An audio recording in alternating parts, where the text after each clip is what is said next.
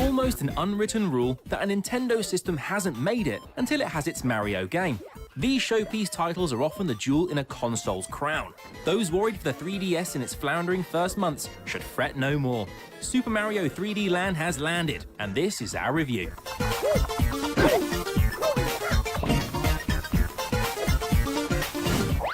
So to the story of 3D Land, or what passes for a story in Mario, remains the same as ever. Bowser's done another bout of princess nabbing, and in the hubbub, managed to shake all of the magic leaves off the Tanuki tree. What this translates to in gameplay terms is another jolly jaunt through the Mushroom Kingdom, head-bopping everything in the way to save Peach and bring her back, hopefully popping by a security firm to stop this kind of thing happening again.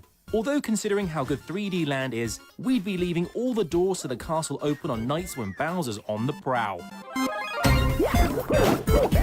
Against all the odds, Super Mario 3D Land manages to combine the controlled platforming of Mario's 2D outings and the freewheeling open areas of 3D games. The design doesn't quite have the razzle-dazzle of Mario Galaxy 2, or the kinetic pace of New Super Mario Bros. What you get instead are areas with room to range a bit, but a linear enough drive to push you forward. The extra options in movement might make the game a little too easy in the early going, but there's a perilous edge to each jump and at every bound that draws you in. It's Mario at his best, walking the tightrope between control and that wild vertigo sensation, the feeling that anything and everything is a possibility.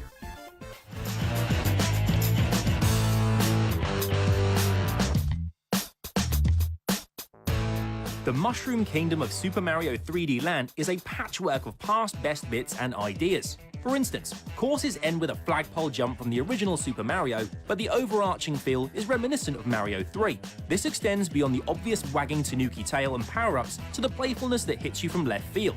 Every time you think you have 3D Land pinned down, some wrinkle to the formula turns things on their head. The courses too are shorter, a knowing nod to the commuter, but it also keeps you in wide-eyed wonder at the endless inventiveness.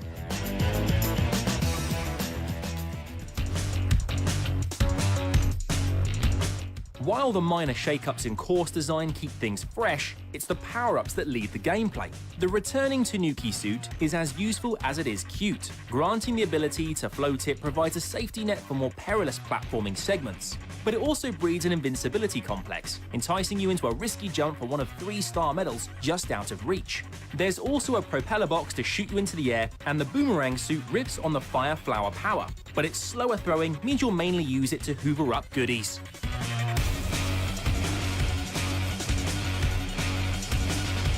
Trying to dig up cons for Super Mario 3D Land is a tricky task. For sheer enjoyment factor alone, most people will be willing to overlook the little niggles. The easy difficulty curve keeps challenge to a minimum for most of the opening 8 worlds, but the flip side of this is that you have time to soak in the experience. Another slight gripe is that not enough is made of some of the new power-ups. Adding another function to the propeller box wouldn't have gone amiss.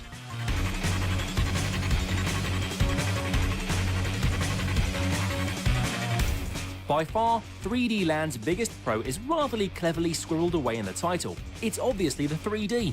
We've seen some terrific efforts in adding a third dimension on Nintendo's handheld, and Super Mario matches them in terms of looks. However, 3D Land is also the first game to turn the added depth into a mechanic, not just an aesthetic extra.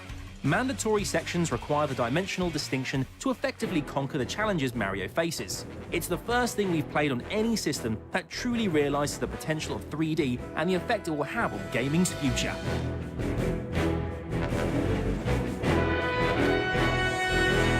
Super Mario 3D Land captures all that's great about the Mario series. It's overflowing with inventive nuggets of design that show off the real impact of 3D in gaming.